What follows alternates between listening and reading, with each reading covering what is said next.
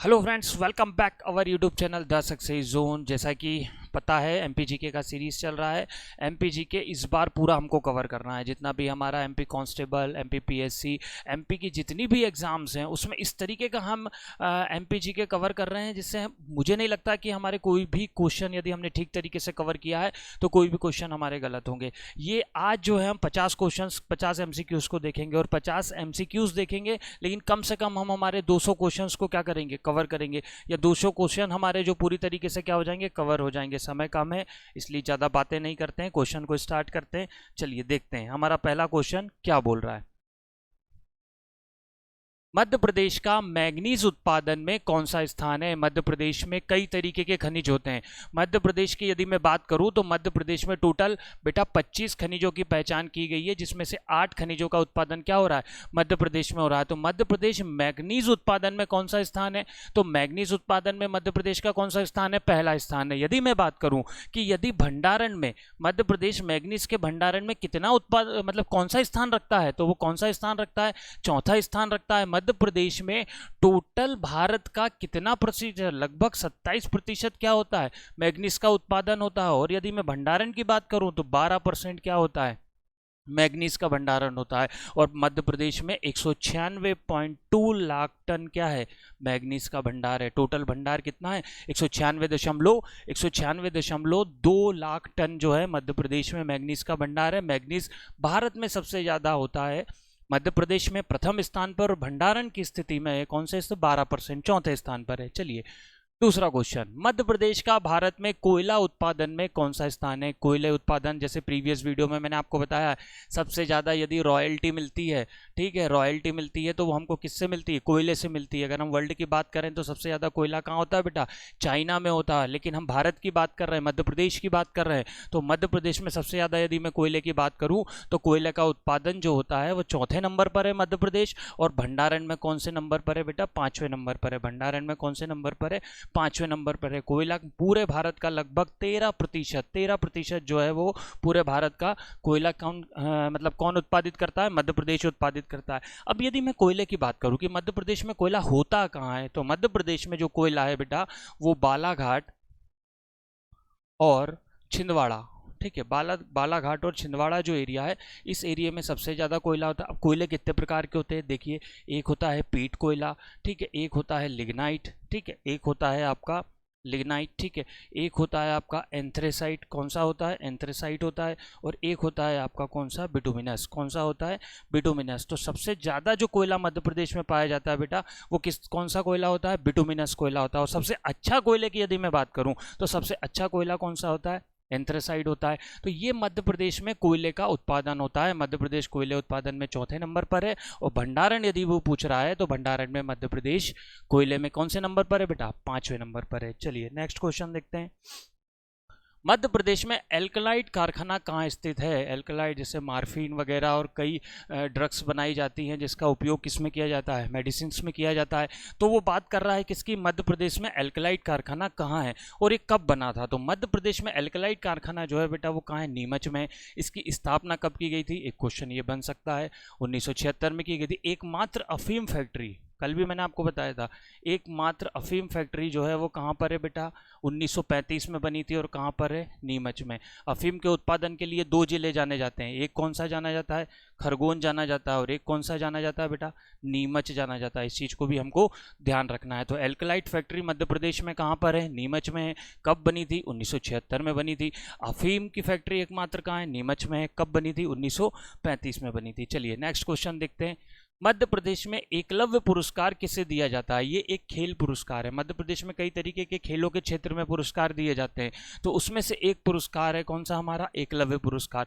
एकलव्य पुरस्कार कब से स्थापित हुआ था, सबसे पहले हम इस बात को देखेंगे तो ये हुआ था कब बेटा, 1994 में। ये किसको दिया जाता है, वह खिलाड़ी जिसकी उम्र 21 वर्ष से ज़्यादा हो, वह खिलाड़ी जिसकी उम्र 21 वर्ष से कम हो, या वह खिलाड़ी जिसकी उम्र 19 वर्ष से ज़्यादा हो, या वह खिलाड़ी जिसकी उम्र 19 वर्ष से कम हो। तो इसका सही आंसर क्या आएगा, वह खिलाड़ी जिसकी उम्र 19 वर्ष से कम हो और कम से कम 5 वर्षों से क्या कर रहा हो, खेल रहा हो, और 2 वर्षों में उसने कम से कम किसी भी नेशनल और इंटरनेशनल इवेंट्स में क्या किया हो, सिल्वर, गोल्ड या ब्रॉन्ज मेडल्स जीते हों, तो उसे एकलव्य पुरस्कार क्या होता है, दिया जाता है। चलिए नेक्स्ट क्वेश्चन देखते हैं। चलिए चलिए हम इससे पहले इसको समझ लेते हैं कि पुरस्कार और कौन कौन से होते हैं, ठीक है, किस तरीके का पुरस्कार दिया जाता है। मध्य प्रदेश का खेल का सबसे बड़ा पुरस्कार कौन सा है? तो यदि मैं बात करूं तो मध्य प्रदेश का सबसे बड़ा जो खेल पुरस्कार है बेटा वो होता है, इसका नाम क्या होता है? विक्रम पुरस्कार। ठीक है, सबसे बड़ा खेल पुरस्कार विक्रम पुरस्कार। उसके बाद एक पुरस्कार और दिया जाता है जिसका नाम है क्या बेटा? विश्वामित्र पुरस्कार। ठीक है, इस चीज को भी ध्यान रखना है, विश्वामित्र पुरस्कार। ठीक, तीसरा पुरस्कार जो दिया जाता है वो दिया जाता है एकलव्य पुरस्कार। ठीक है, ये हुआ आपका एकलव्य पुरस्कार। उसके बाद चौथा पुरस्कार जो दिया जाता है वो दिया जाता है कौन सा बेटा? प्रभाष जोशी पुरस्कार। कौन सा पुरस्कार दिया जाता है? प्रभाष जोशी पुरस्कार। ठीक है, विक्रम पुरस्कार, विश्वामित्र, एक पुरस्कार और होता है जिसका नाम क्या है? Life time, MP life time achievement, MP life time achievement. ठीक है, ये रूप सिंह के लिए दिया जाता है, एमपी लाइफ टाइम अचीवमेंट पुरस्कार। अब इनके बारे में हम समझते हैं। ठीक है, विक्रम पुरस्कार मध्य प्रदेश का सबसे बड़ा कौन सा? मध्य प्रदेश का सबसे बड़ा खेल पुरस्कार। इसकी स्थापना कब हुई थी? चलिए ठीक है, देख लेते हैं, 1990 में हुई थी। विश्वामित्र पुरस्कार 1994 से दिया जा रहा है। एकलव्य पुरस्कार 1994 से दिया जा रहा है। प्रभाष जोशी पुरस्कार 2013 से दिया जा रहा है और लाइफ टाइम अचीवमेंट अवार्ड दिया जा रहा है 2004 से। इसमें एक चीज़ और ध्यान रखिएगा, एक साल में विक्रम पुरस्कार 12 से ज़्यादा लोगों को नहीं दिया जा सकता। विश्वामित्र पुरस्कार 3 लोगों से ज़्यादा को नहीं दिया जा सकता। एकलव्य पुरस्कार 15 लोगों से ज़्यादा को नहीं दिया जा सकता। प्रभाष जोशी पुरस्कार 1 लोगों से ज़्यादा को नहीं दिया जा सकता। और प्रभाष जोशी के बारे में और ध्यान रखिएगा, प्रभाष जोशी पुरस्कार मलखंभ के लिए दिया जाता है। मलखंभ हमारा क्या है? राजकीय खेल है और 2013 में इसे क्या बनाया गया था? राजकीय खेल बनाया गया था। और लाइफ टाइम अचीवमेंट पुरस्कार जो है वो 2004 से देना शुरू किया। मध्य प्रदेश सरकार कई तरीके के खेल पुरस्कार देती है, सबसे बड़ा जो पुरस्कार है वह कौन सा है? विक्रम पुरस्कार। चलिए आगे नेक्स्ट क्वेश्चन देखते हैं। मध्य प्रदेश में किस जिले में पहली बार IVF तकनीक से बछड़े का जन्म हुआ? IVF इसका फुल फॉर्म होता है in vitro fertilisation. In vitro fertilisation ये एक तरीके का क्या होता है बेटा? एक तरीके का कृत्रिम गर्भाधान हम इसको बोल सकते हैं, जिसमें क्या होता है, एक अलग ही तरीके से क्या है, बच्चे को बनाया जाता है या बच्चे को बनाया जाता है, बच्चे को पैदा किया जाता है। तो मध्य प्रदेश के किस जिले में पहली बार IVF तकनीक से गिर बछड़े का जन्म हुआ? तो इसका सही आंसर क्या आएगा? भोपाल। अब इसके अलावा और भी कई तरीके के क्या है, संस्थान है या संग्रहालय बने हुए हैं मध्य प्रदेश में, जिसमें से भी क्वेश्चन आ सकता है। जैसे कि यदि मैं बात करूं कि हाँ, पहला राष्ट्रीय, इसको भी देखिएगा, वीर संग्रहालय। ठीक है, इसको ध्यान रखिएगा, ये मध्य प्रदेश में कहाँ पर है? तो राष्ट्रीय वीर संग्रहालय की बात करें तो यह मध्य प्रदेश में कहाँ है? भोपाल में। मैं बात करूं कृत्रिम गर्भाधान, कृत्रिम गर्भाधान प्रशिक्षण संस्थान, किसकी बात हो रही है? कृत्रिम गर्भाधान प्रशिक्षण संस्थान की। तो ये बेटा कहाँ पर है? ये आप ध्यान रखिएगा, ये मध्य प्रदेश के कहाँ पर है? सागर में। चलिए एक और है, Kamdhenu breeding centre, Kamdhenu breeding centre. ठीक है, ये बात करिएगा कहाँ पर है भाई? ये है हमारे कहाँ पर? नर्मदापुरम में। ठीक, इनको भी ध्यान रखिएगा, इनसे भी एक क्वेश्चन हमारा क्या हो सकता है? इनसे भी एक क्वेश्चन हमारा जो है बन सकता है। मध्य प्रदेश के किस जिले में पहली बार IVF तकनीक से गिर बछड़े का जन्म हुआ? तो ये कहाँ पर है? भोपाल में। और कामधेनु ब्रीडिंग सेंटर कहाँ पर है बेटा? ये ध्यान रखिएगा, नर्मदापुरम में। चलिए, मध्य प्रदेश के किस जिले में प्रदेश का दूसरा आवासीय संस्कृत विद्यालय खोला गया? मतलब मध्य प्रदेश के ऐसा कौन सा जिला है जहां पर दूसरा आवासीय क्या खोला गया है? संस्कृत विद्यालय। दतिया, नर्मदापुरम, रतलाम या धार, कहाँ खोला गया है? तो ये जो खोला गया है दूसरा आवासीय संस्कृत विद्यालय, इसको ध्यान रखिएगा, ये खोला गया है रतलाम में। और यदि मैं पहले की बात करूं तो पहला खोला गया था बेटा डिंडोरी में। पहला संस्कृत आवासीय आवासीय विद्यालय कहाँ खोला गया है? डिंडोरी में। और दूसरा कहाँ पे खुलेगा? रतलाम में खुलेगा, इसको भी ध्यान रखिएगा। अवधेश प्रताप सिंह विश्वविद्यालय मध्य प्रदेश में कहाँ स्थित है? अवधेश प्रताप सिंह विश्वविद्यालय, अवधेश प्रताप सिंह यूनिवर्सिटी की बात हो रही है। और यह क्या थे? एक स्वतंत्रता सेनानी से। और यह विश्वविद्यालय जो कहाँ है, ये मध्य प्रदेश के किसे, रीवा में है। और इसकी स्थापना भी कई बार पूछी गई है। अवधेश प्रताप सिंह विश्वविद्यालय, माखनलाल चतुर्वेदी विश्वविद्यालय की स्थापना कब हुई थी, वर्कतुल्ला विश्वविद्यालय की स्थापना कब हुई थी, पहला विश्वविद्यालय हरि सिंह गौर विश्वविद्यालय, इसकी स्थापना कब हुई थी। इससे रिलेटेड भी एक क्वेश्चन आने की ज़्यादातर संभावना बनी रहती है। तो अवधेश प्रताप सिंह विश्वविद्यालय रीवा में है और ये कब बना था, 1968 में। चलिए, मध्य प्रदेश मानव अधिकार आयोग का अध्यक्ष किसे नियुक्त किया गया है। मानव अधिकार रिपोर्ट या मानव अधिकार प्रतिवेदन जारी करने वाला पहला राज्य कौन था, मध्य प्रदेश था। और मानव अधिकार आयोग का गठन कब किया था, कल का वीडियो देख लीजिए, ब्रीफ में पता चल जाएगा। 1995 में किया गया था। तो मानव अधिकार आयोग का अध्यक्ष किसे नियुक्त किया गया है, तो इसका सही आंसर क्या आएगा, मनोहर ममतानी। मनोहर ममतानी मानव अधिकार आयोग के अध्यक्ष। अच्छा, ये मानव अधिकार आयोग का जो अध्यक्ष है वह कौन बन सकता है, इसके लिए क्या आपको मतलब कैटेगरी में आना है, तो ये बन सकते हैं हाई कोर्ट के रिटायर्ड जो जज होते हैं ना बेटा, रिटायर्ड जज होते हैं, ठीक है। हाई कोर्ट के रिटायर्ड जज ही मानव अधिकार आयोग का क्या बन सकता है, अध्यक्ष बन सकता है। और अभी कौन अध्यक्ष है, मनोहर ममतानी। चलिए नेक्स्ट क्वेश्चन देखते हैं। कबीर कुंड किस जिले में स्थित है, कबीर कुंड बात हो रही है, कहाँ पर स्थित है, तो इसका सही आंसर आएगा कबीर कुंड जो है वो मध्य प्रदेश के अनूपपुर में स्थित है। कबीर कुंड मध्य प्रदेश के अनूपपुर जिले में स्थित है। बिल्कुल ध्यान से उसको समझ लीजिएगा। चलिए, राम जानकी मंदिर मध्य प्रदेश में कहाँ स्थित है, राम जानकी मंदिर की बात हो रही है। राम जानकी मंदिर मध्य प्रदेश में कहाँ स्थित है, रायसेन, भोपाल, विदिशा या सीहोर। इसका सही आंसर जो होगा वो होगा रायसेन। राम जानकी मंदिर मध्य प्रदेश में कहाँ पर है बेटा, रायसेन में स्थित है, इसको ध्यान रखिएगा। चलिए, मध्य प्रदेश पुलिस की ई विवेचना ऐप को राष्ट्रीय डिजिटल इंडिया अवार्ड में कौन सा स्थान प्राप्त हुआ। जो जिस जगह पर कोई क्राइम होता है तो वहां पर विवेचना होती है, मध्य प्रदेश पुलिस विवेचना करती है किस तरीके से क्राइम हुआ, उनके कई नियम्स होते हैं, उस तरीके से उसमें क्या की जाती है, विवेचना की जाती है, फिर केस डायरी बनाई जाती है। तो उस तरीके से मध्य प्रदेश सरकार ने ई विवेचना ऐप लागू किया है। मतलब स्टार्टिंग में 1800 टैबलेट्स जो हैं वो किसको दिए गए हैं, थाने को दिए गए हैं। और उसमें मध्य प्रदेश को कौन सा अवार्ड मिला है, तो उसमें मध्य प्रदेश को एक अच्छी रणनीति के लिए कौन सा अवार्ड दिया गया है, पहला अवार्ड दिया गया है ई विवेचना ऐप के लिए, ताकि पुलिस वहां जाए और टैबलेट लेकर जाए और उससे उसकी क्या है, ऑनलाइन विवेचना करे और आगे तक उसको क्या करे, कैरी फॉरवर्ड करे। तो ई विवेचना ऐप में मध्य प्रदेश का कौन सा स्थान है, पहला स्थान है। और 1800 के लगभग टैबलेट्स जो है वो क्या किए गए थे, दिए गए थे। चलिए, कपिल परमार का संबंध मध्य प्रदेश में किस जिले से है। कपिल परमार के बारे में यदि मैं बात करूं तो वो कौन थे बेटा, वो कौन है, एक जूडो खिलाड़ी हैं। और ये जूडो खिलाड़ी हैं और इनका संबंध मध्य प्रदेश में किस जिले से है, सीहोर से है। अजरबैजान में हुई प्रतियोगिता में उन्होंने कौन सा पदक जीता था, कांस्य पदक जीता था। और यह एक दृष्टिबाधित है, क्या है, यह एक दृष्टिबाधित है और यह मध्य प्रदेश के किस जिले से बिलोंग करते हैं, सीहोर जिले से बिलोंग करते हैं। कपिल परमार मध्य प्रदेश के सीहोर जिले से बिलोंग करते हैं और यह क्या है, एक जूडो खिलाड़ी है, ठीक है। चलिए, कोल जनजाति का मुखिया क्या कहलाता है। मध्य प्रदेश में कई तरीके की जनजाति हैं, उसमें से बात हो रही है किसकी, कोल जनजाति की, कि कोल जनजाति का जो मुखिया होता है वह क्या कहलाता है, कोल जनजाति का मुखिया। इसका सही आंसर आएगा क्या, चौधरी। कोल जनजाति का मुखिया क्या कहलाता है बेटा, चौधरी कहलाता है। यदि मैं बात करूं पटेल किस जनजाति का मुखिया होता है, सहरिया जनजाति का मुखिया होता है। यदि मैं बात करूं महतो किसका होता है बेटा, उराव जनजाति का होता है। और कोटवार किसका होता है, गोंड जनजाति का मुखिया होता है, ठीक है। ध्यान रखिएगा, बात किसकी पूछ रही, कोल जनजाति मतलब चौधरी। सहरिया जनजाति का मुखिया होता है पटेल, महतो होता है उराव जनजाति का और कोटवार किसका होता है, गोंड जनजाति का होता है। चलिए, किस यात्री ने अपने लेखों में मतलब अपने कुछ बुक्स में खजुराहो के मंदिरों का उल्लेख किया है। किस यात्री ने अपने लेखों में खजुराहो के मंदिर का उल्लेख किया है, अल्बरूनी, निकोलस कोंटी, फायान या इब्न बतूता।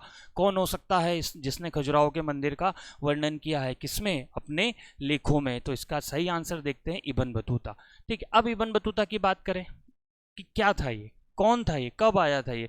तो इब्न बतूता एक अफ्रीकी देश है बेटा, अफ्रीकी देश मोरक्को का निवासी था, ठीक है। चलो भैया, अफ्रीकी देश मोरक्को का निवासी था। और ये किसके समय में आया था, ये आया था, ध्यान रखिएगा, मोहम्मद बिन तुगलक के समय। किसके समय में आया था, मोहम्मद बिन तुगलक। इसकी एक रचना है, बुक रेहला, जिसके बारे में कई बार एग्जाम में पूछा गया है कि रेहला किसकी रचना है, तो रेहला रचना किसकी थी, इब्न बतूता की, और ये किसके समय में आया था, मोहम्मद बिन तुगलक के।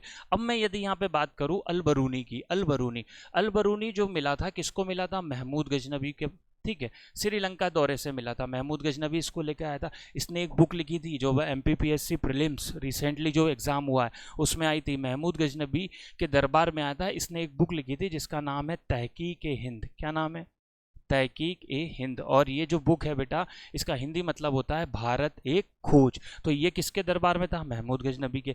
चलिए अब हम देखते हैं निकोलस कोंटी को। निकोलस कोंटी जो है वो विजयनगर साम्राज्य के राजा जो थे देवराय प्रथम के दरबार में आया था निकोलस कोंटी। और देवराय प्रथम किसके राजा थे, विजयनगर साम्राज्य के, ठीक है। उसके बाद फायान की बात करूं तो फायान क्या था, चंद्रगुप्त द्वितीय के दरबार में आया था। चंद्रगुप्त द्वितीय के दरबार में आया था और ऐसा कहा जाता है कि ये लगभग उनके दरबार में 10 वर्षों तक रहा था। कब तक रहा था, 10 वर्षों तक। मतलब अल बरूनी किसके, महमूद गजनबी, इब्न बतूता, मोहम्मद बिन तुगलक, निकोलस कोंटी, देवराय प्रथम, और फायान किसके दरबार में आया था, चंद्रगुप्त द्वितीय के दरबार में आया था। मेरे हिसाब से ये चीज आपको क्लियर हो गई होगी। चलिए, रानी रूपमती का महल कहाँ स्थित है, रानी रूपमती के महल की बात हो रही है।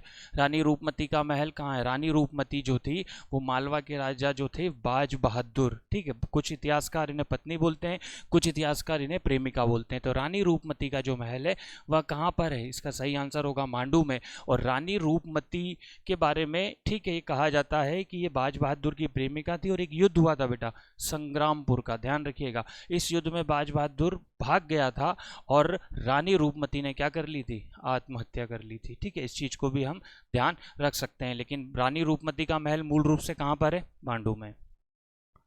मध्य प्रदेश में रेवा कुंड कहाँ स्थित है, रेवा कुंड एक झील है बेटा, ध्यान रखना। क्या है, एक कृत्रिम झील है रेवा कुंड। और यह किसने बनवाई थी, यही मालवा के राजा बाज बहादुर ने अपनी रानी किसके लिए बनाई थी, रानी रूपमती के लिए बनवाई थी। कौन सी झील, कृत्रिम झील। और ये कृत्रिम झील रेवा कुंड, ये मध्य प्रदेश में कहाँ पर है, ये मध्य प्रदेश में मांडू में है। चलिए, मेरे हिसाब से सब क्लियर हो रहा होगा, है ना। एक क्वेश्चन से हम कितने क्वेश्चन, लगभग 3-4 क्वेश्चन उससे रिलेटेड कवर कर रहे हैं, मतलब 50 क्वेश्चन हम करने वाले हैं। तो ये मान के चलिए कि 50 के 200 से 250 क्वेश्चन आपके बन जाएंगे और 200 से 250 क्वेश्चन आपके पूरे कंप्लीट हो जाएंगे। एक बुक जरूर आती है MPPSC जैसे जिसमें ज़्यादा लेवल पर MPG के पूछा जाता है ना, ऐसा नहीं है, जिसमें कम लेवल पर भी पूछा जा रहा है उसमें भी आ सकती है। पुष्प की अभिलाषा नामक रचना किस कवि की है, तो पुष्प की अभिलाषा की यदि मैं बात करूं तो ये रचना किसकी है, माखनलाल चतुर्वेदी की। और माखनलाल चतुर्वेदी का जन्म मध्य प्रदेश के पुराना जो जिसका नाम होशंगाबाद नर्मदापुरम कर दिया है, वहाँ पर कहाँ हुआ था, बाबई में हुआ था। इनकी और भी रचना है, जैसे कि मैं यदि बात करूँ युगचरण, ठीक है, समर्पण, ठीक, ऐसी कई रचनाएं इन्होंने माखनलाल चतुर्वेदी ने करी थी। अब मैं यदि बात करूं किसकी, हरिशंकर परसाई की। हरिशंकर परसाई की एक है बहुत अच्छी रचना है, प्रेमचंद के फटे जूते,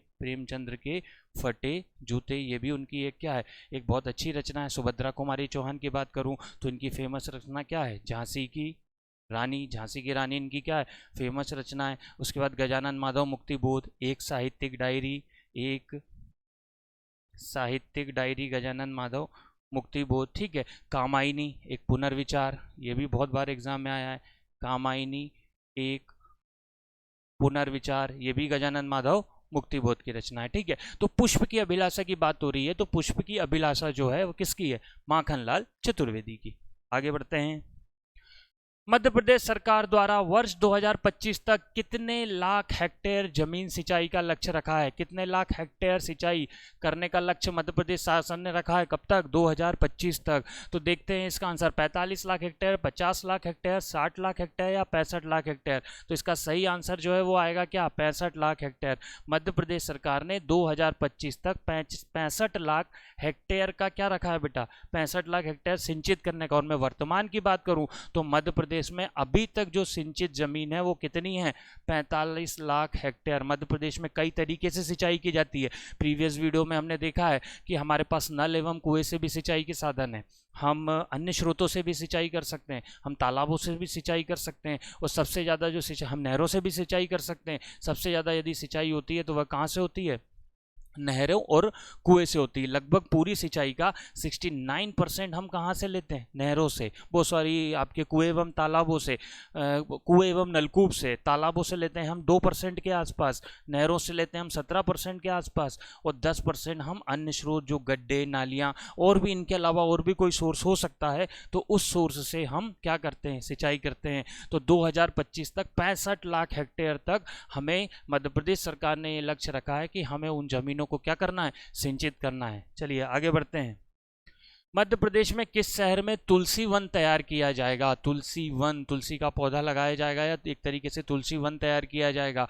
तो यह मध्य प्रदेश के भोपाल में है। मध्य प्रदेश के भोपाल में क्या किया जाएगा बेटा? तुलसी वन तैयार किया जाएगा। तुलसी के पौधे लगाने का मध्य प्रदेश सरकार ने अभी हाल ही में निर्णय लिया है, और ये कहाँ पर होगा? भोपाल में होगा। चलिए, तिलादेश्वर मंदिर मध्य प्रदेश में कहाँ स्थित है? तिलादेश्वर मंदिर की बात हो रही है। तिलादेश्वर मंदिर मध्य प्रदेश में कहाँ है? तो तिलादेश्वर मंदिर जो है बेटा वो मध्य प्रदेश में कहाँ है? जबलपुर में है। जबलपुर में कई पर्यटन स्थल हैं, बहुत सारे पर्यटन स्थल हैं। जैसे एक बार एग्जाम में आ गया था, कौन सा? बंदर कूदनी। बंदर कूदनी कहाँ पर है भाई? जबलपुर में है। ठीक है। और जवाली ऋषि, जवाली ऋषि की तपोस्थली, जवाली ऋषि की तपोस्थली कहाँ है? ये भी कई बार एग्जाम में आया है। तो ये भी कहाँ है बेटा? जबलपुर में। इस चीज़ को भी हमें भूलना नहीं है, ध्यान रखना है। तिलादेश्वर मंदिर भी जबलपुर में है। बंदर कूदनी पर्यटन स्थल ये भी कहाँ पर है? जबलपुर में है। जवाली ऋषि की तपोस्थली जो थी वो भी कहाँ थी बेटा? जबलपुर थी। चलिए आगे बढ़ते हैं। कुंडलेश्वर का मेला मध्य प्रदेश में कहाँ लगता है? मेलों की बात हो रही है। मध्य प्रदेश में सबसे ज़्यादा मेले लगते हैं। यदि मैं बात करूँ पूरे भारत में यदि मेलों की, तो मेलों में सबसे ज़्यादा मेले यदि कहाँ लग रहे हैं, वो सबसे ज़्यादा मेले लगते हैं आपके मध्य प्रदेश में। तो कुंडलेश्वर का मेला कहाँ लगता है? तो कुंडलेश्वर का मेला लगता है, इसका सही आंसर क्या आएगा बेटा? टीकमगढ़। ठीक है, टीकमगढ़ में लग रहा है आपका कुंडलेश्वर का मेला। गुना में यदि मैं बात करूँ तो गुना में कौन सा मेला लगता है बेटा? हीरा भूमिया का मेला। याद रखना, इस चीज़ को भूलना नहीं, हीरा भूमिया का मेला। ठीक है। झाबुआ की बात करूं, ये तो सब बच्चे को पता है। भगोरिया हाट, भगोरिया हाट कहाँ लगता है? झाबुआ में। बुधनी, सलकनपुर का मेला, माता जी का मेला। ठीक है, सलकनपुर में कौन सा? माता जी का मेला लगता है। तो कुंडलेश्वर का मेला कहाँ लग रहा है? टीकमगढ़ में। झाबुआ में लग रहा है भगोरिया हाट। गुना में लग रहा है हीरा भूमिया का मेला, और बुधनी के सलकनपुर में लग रहा है माता जी का मेला। चलिए, पद्माकर समारोह मध्य प्रदेश में कहाँ होता है? पद्माकर समारोह की बात हो रही है। पद्माकर समारोह, कई समारोह मध्य प्रदेश में होते हैं। तो पद्माकर समारोह कहाँ होता है? पद्माकर समारोह की यदि मैं बात करूँ तो इसका सही आंसर होगा सागर। पद्माकर समारोह कहाँ हो गया भैया? सागर में हो गया। चलिए, राजगढ़ की बात करें तो राजगढ़ में होता है चक्रधर समारोह। एक फेलोशिप भी दी जाती है चक्रधर, है ना, आगे देखेंगे, कभी क्वेश्चन आया तो समझेंगे क्या होती है। अभी चक्रधर समारोह कहाँ होता है? राजगढ़ में होता है। धार की बात करूँ तो राजा भोज समारोह होता है। कहाँ पे? धार में। और यदि मैं बात करूं ग्वालियर में, तो ग्वालियर में भवभूति समारोह होता है। कौन सा समारोह होता है बेटा? भवभूति समारोह कहाँ होता है? ग्वालियर में होता है। और पद्माकर समारोह जो होता है वह कहाँ पर होता है? सागर में होता है। चलिए, मध्य प्रदेश का सबसे बड़ा व्यापारिक मेला कहाँ लगता है? सबसे बड़े व्यापारिक मेले की बात हो रही है जो मध्य प्रदेश में कहाँ लगता है, तो इसका सही आंसर आएगा मध्य प्रदेश का सबसे बड़ा व्यापारिक मेला लगता है ग्वालियर में। और इसकी स्थापना या इसकी शुरुआत हुई थी कब? 1905 में। वर्तमान में जो अभी रिसेंटली ग्वालियर में व्यापारिक मेला लगा है, इसका उद्घाटन किसने किया था? यह क्वेश्चन भी बन सकता है। तो इसका उद्घाटन केंद्रीय मंत्री जो है हमारे सिविल एवं एविएशन मंत्री ज्योतिरादित्य सिंधिया ने, किसने किया था? ज्योतिरादित्य सिंधिया के द्वारा इसका हुआ था। इस बार इसने रिकॉर्ड किया है। ग्वालियर का जो व्यापारिक मेला है वो हमेशा 1000 करोड़ के आसपास इसमें क्या होता था? बिजनेस होता था। लेकिन ये पहली बार हुआ है जब इसमें 1400 प्लस करोड़ रुपए का बिजनेस हुआ है। सबसे ज़्यादा 1400 प्लस करोड़ रुपए का यहाँ पर व्यापार हुआ है। और इस मेले का, यह व्यापारिक मेले को किसने इस वर्ष? ज्योतिरादित्य सिंधिया ने उद्घाटन किया था। और इसकी शुरुआत हुई है ग्वालियर में कब से? 1905 से। चलिए आगे बढ़ते हैं। मध्य प्रदेश की कुल जनजाति का कितने प्रतिशत भील जनजाति रहती है? मतलब भील जो जनजाति रहती है वो मध्य प्रदेश के मध्य और पश्चिमी भाग में ज़्यादातर पाई जाती है। हमने देखा था सहरिया उत्तरी भाग में, कोरकू दक्षिणी भाग में, बेगा पूर्वी भाग में। प्रीवियस वीडियो में हमने इसके बारे में डिस्कस कर चुके हैं। तो मध्य प्रदेश की कुल जनजाति का कितने प्रतिशत भील जनजाति पाई जाती है? इसका सही आंसर आएगा 39%। कितना आएगा बेटा? 39% जो है भील जनजाति पाई जाती है। अगर आपको इसमें एक ऑप्शन दिख रहा है 7.13%, 7.13% जो है वो मध्य प्रदेश में कौन सी जनजाति पाई जाती है? गोंड। पूरी जनजातियों का, मध्य प्रदेश की, पूरी भारत की बात नहीं हो रही, मध्य प्रदेश की कुल जनजातियों में 39% भील जनजाति पाई जाती है, गोंड जनजाति 7.13 और 1.066 कौन सी पाई जाती है बेटा? कोरकू। और कोरकू ज्यादातर कहाँ पाई जाती है? मध्य प्रदेश के दक्षिणी भाग में पाई जाती है। ठीक है, मेरे हिसाब से क्लियर हो गया होगा। आगे बढ़ते हैं। प्रसंग नामक पत्रिका का प्रकाशन मध्य प्रदेश में किस जिले से होता है? प्रसंग पत्रिका की बात हो रही है। प्रसंग नामक पत्रिका का प्रकाशन राजगढ़, भोपाल, गुना या छिंदवाड़ा, किस जगह से होता है? प्रसंग नामक पत्रिका का प्रकाशन जो होता है वह कहाँ से होता है बेटा? सही आंसर इसका क्या आएगा? राजगढ़ से। कई पत्रिकाएं प्रकाशित होती हैं, उसमें से एक पत्रिका जो है प्रसंग, जिसका कहाँ से होता है? राजगढ़ से होता है। इस चीज को भी हमें ध्यान रखना है। कर्तव्य समाचार, मध्य प्रदेश से कई जगह से कई तरीके के समाचार क्या होते हैं? जारी किए जाते हैं या प्रकाशित किए जाते हैं। उसमें से बात हो रही कर्तव्य समाचार पत्र की। तो कर्तव्य समाचार पत्र का प्रकाशन मध्य प्रदेश में कहाँ से होता है? देखिए बेटा, जो बच्चे को पहले एमपीजी के पढ़ चुके हैं, ठीक है, जो एमपीजी के पहले पढ़ चुके हैं या पढ़ रहे हैं, जिनको थोड़ा अच्छा नॉलेज है, वो क्या कीजिए, क्वेश्चन का आंसर देखिए, उसके बाद वीडियो को पॉज कीजिए और उस जगह से रिलेटेड जो भी थॉट्स आपने कभी याद किए हैं या पहले यदि दिमाग के किसी कोने में आपके क्या है छपे हुए हैं, उनको रिकॉल कीजिए। ऐसा नहीं कि ये क्वेश्चन हमने किया, सर ने बता दिया, हमने क्या किया भाई, उसको रट लिया। ऐसा हमको बिल्कुल नहीं करना है। वीडियो को पॉज करना है और उससे रिलेटेड जो भी थॉट्स आपके दिमाग में, उन पूरे थॉट्स को आपको क्या करना है? कवर अप करना है। तो पूरी तरीके से हमारा क्या होगा? एमपीजी के कवर हो जाएगा। आने वाली सभी एग्जाम, ऐसा नहीं कि एमपी कांस्टेबल ही आप दोगे, एमपीपीएससी प्रीलिम्स भी आ रहा है, आगे एमपीपीएससी प्रीलिम्स भी दोगे। कई तरीके की वैकेंसी है। टैक्स असिस्टेंट की वैकेंसी है जिसमें लगभग एमपीजी के पूछा जा रहा है। एमपीपीएससी में ज़्यादातर जो सब्जेक्ट वाइज एग्जाम्स होती हैं, ठीक है, उसमें वो पूरा आजकल क्या कर रहा है? एमपी का जीके ही पूछ रहा है। तो यहाँ से ये सब एग्जाम के लिए आपका क्या होगा? कवर हो जाएगा। तो कर्तव्य समाचार, कर्तव्य समाचार मध्य प्रदेश में कहाँ से प्रकाशित होता है? तो इसका सही आंसर क्या आएगा बेटा? दमोह। दमोह से कर्तव्य समाचार होता है।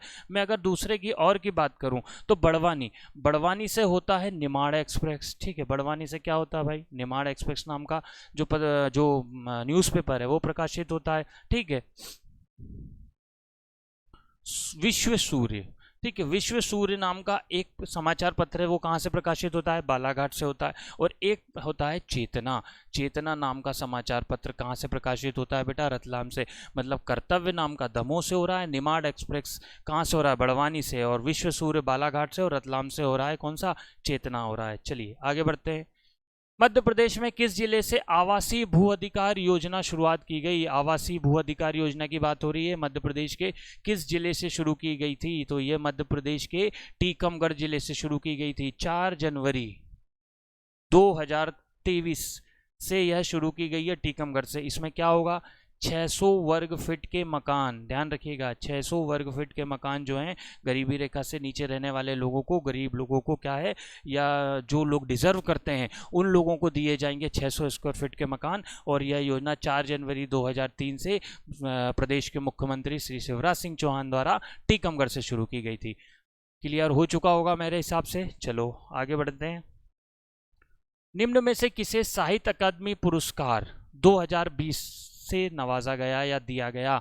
साहित्य अकादमी पुरस्कार आशुतोष राणा, अलका याग्निक, अनुपम खेर या इनमें से कोई नहीं? तो इसका सही आंसर जो है, निम्न में से किसे साहित्य अकादमी पुरस्कार 2020 से नवाजा गया, इसका सही आंसर होगा बेटा आशुतोष राणा। आशुतोष राणा का मूल संबंध जो है मध्य प्रदेश के गाडरवाड़ा से। एक्टर हैं, आप कई पिक्चरों में उनके अभिनय को देखा होगा। उन्होंने एक बुक लिखी है, ठीक है, उसके लिए साहित्य अकादमी पुरस्कार दिया गया है उन्हें, और उस बुक का नाम है रामराज। क्या है उस बुक का नाम बेटा? रामराज। और इस रामराज बुक के लिए आशुतोष राणा को क्या दिया गया है? आपका साहित्य अकादमी पुरस्कार 2020 दिया गया है। आगे बढ़ते हैं। हरि सिंह गौर विश्वविद्यालय की स्थापना कब की गई? हरि सिंह गौर यूनिवर्सिटी कहाँ है? सबसे पहले तो ये बात करते हैं। तो भैया ये है सागर में। अब हरि सिंह गौर कौन थे? हरि सिंह गौर एक ऐसे व्यक्ति थे ये जिन्होंने अपने निजी पैसे से, अपने खुद के पैसे से हरि सिंह गौर विश्वविद्यालय की स्थापना की गई और यह एकमात्र ऐसा विश्वविद्यालय है जो निजी पैसों से क्या था, लगा हुआ था। तो इसकी स्थापना कब हुई थी? 18 जुलाई 1946 में। एक क्वेश्चन और बनता है कि इसे सेंट्रल यूनिवर्सिटी का दर्जा कब दिया गया? तो ध्यान रखिएगा 2008 में इसे सेंट्रल यूनिवर्सिटी का दर्जा दिया गया। यह मध्य प्रदेश का पहला विश्वविद्यालय है। हरि सिंह गौर ने अपनी ही जमीन, अपने ही पैसों से, और ये एकमात्र ऐसा विश्वविद्यालय है जो सेल्फ, खुद के पैसों से बनाया गया था। ठीक है, हरि सिंह गौर विश्वविद्यालय। आगे बढ़ते हैं। लिहारा गुफा मध्य प्रदेश में किस स्थान पर है? लिहारा गुफा, सॉरी सिल्हारा गुफा, गलत पढ़ लिया मैंने।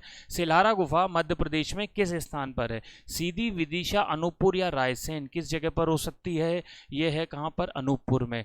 जो सिल्हारा गुफा है कहाँ पर है बेटा? अनूपपुर में। इस चीज़ को हमें ध्यान रखना है, बिल्कुल भी नहीं भूलना है। ठीक, आगे बढ़ते हैं। आसन नदी मध्य प्रदेश के किस जिले में बहती? कई सारी नदियां बहती, नदियों का मायका मध्य प्रदेश को बोला जाता है, तो वो पूछ रहा है कि आपसे आसन नदी। आसन नदी मध्य प्रदेश के किस जिले में बहती है? मुरैना, विदिशा, अलीराजपुर या नर्मदापुरम? तो आसन नदी की यदि मैं बात करूं तो आसन नदी मध्य प्रदेश में जो बहती है बेटा, वो बहती है कहाँ पर? आपके अलीराजपुर में। इसका सही आंसर क्या होगा? अलीराजपुर। आसन नदी अलीराजपुर। इसमें एक बांध भी बना है, इसका नाम है पिछूला बांध। ठीक है, पिछूला बांध जो है वो किस पे बना हुआ है? अलीराजपुर में, आसन नदी पे बना हुआ है। चलिए आगे बढ़ते हैं।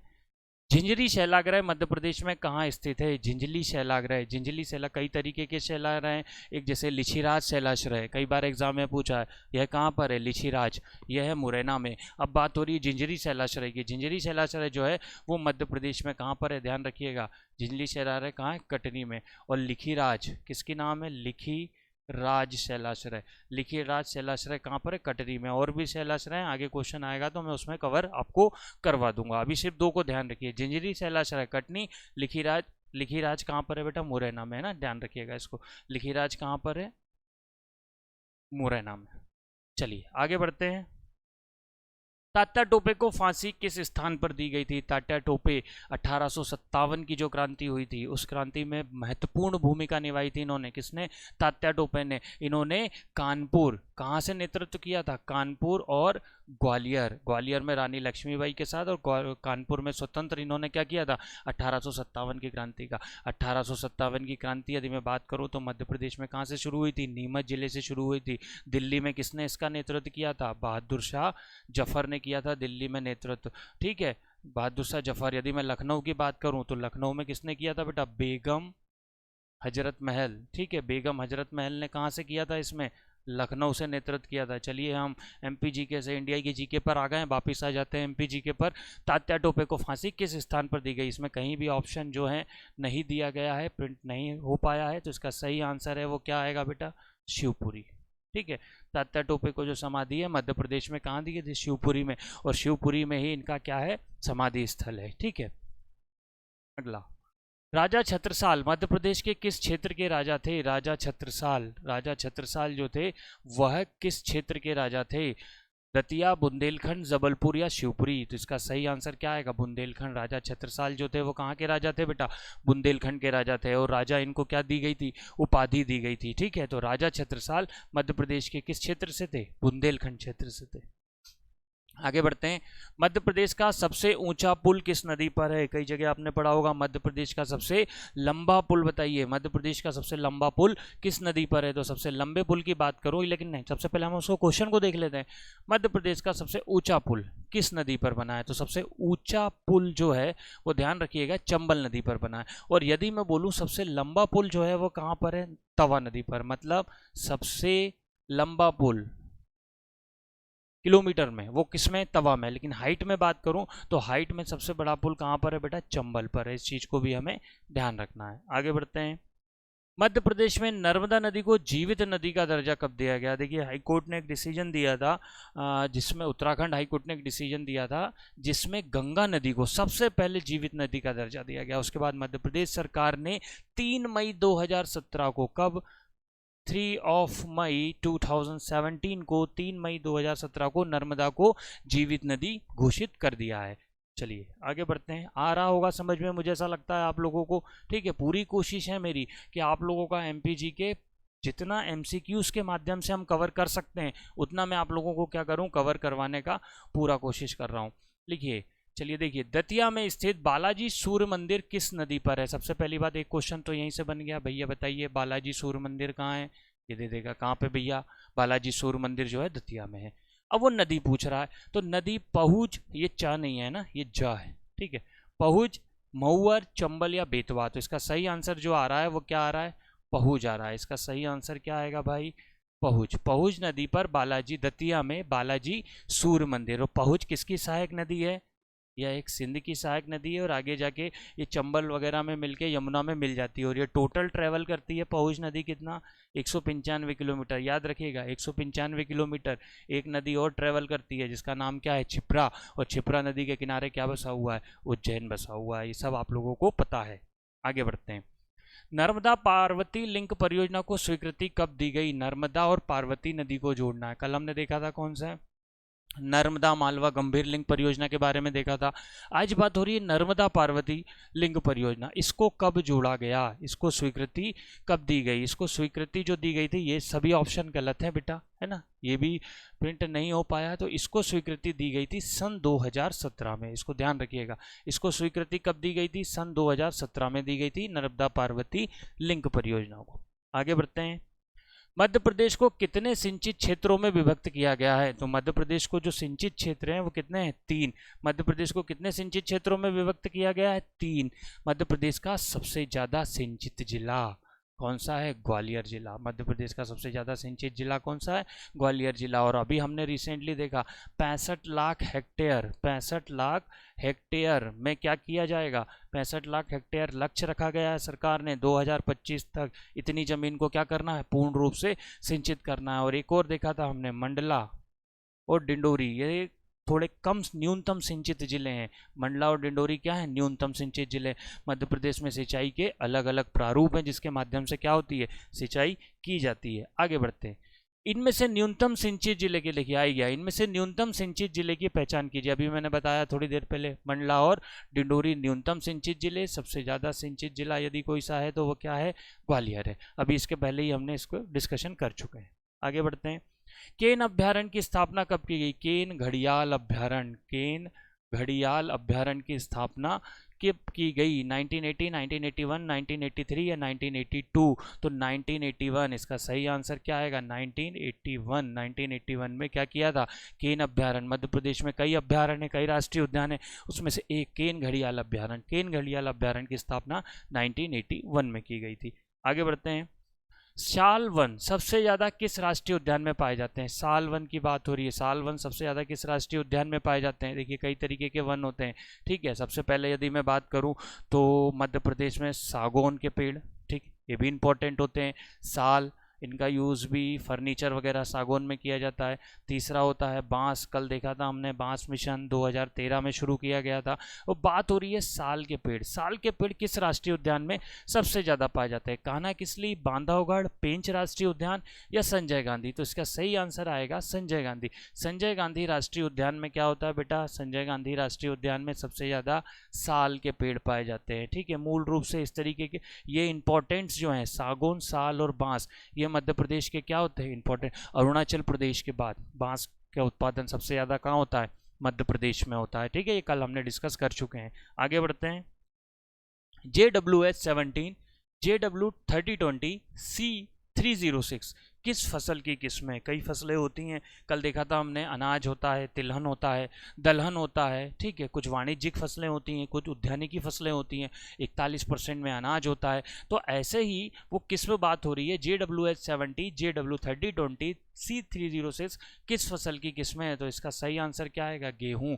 गेहूं इस बार 1.72 लाख हेक्टेयर में लगाया गया था। इस वर्ष जो गेहूं की फसल की गई थी कितने में की गई थी, 1.27 लाख हेक्टेयर में किया गया था, ध्यान रखिएगा। और मध्य प्रदेश का सोयाबीन जो किया गया था वो किया गया था 50 लाख हेक्टेयर में। किसमें किया गया था, कितने में, 50 लाख हेक्टेयर में किया गया था। चलिए आगे बढ़ते हैं।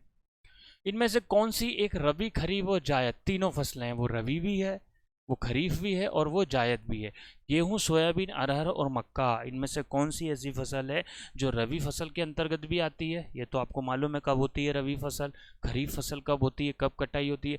जायद फसल जैसे तरबूज, खीरा, ठीक है, ये आपकी क्या हो गई, जायद फसल हो गई। तो एक ऐसी फसल है इसमें से जो तीनों में हम जिसको पैदा कर सकते हैं, और वो फसल है कौन सी, मक्का। और मक्का पता है हमारे देश में कहाँ से आया था? अमेरिका से आया था। मक्के की जो फसल है वो तीनों फसल होती है, रबी, खरीफ और जायद। आगे बढ़ते हैं।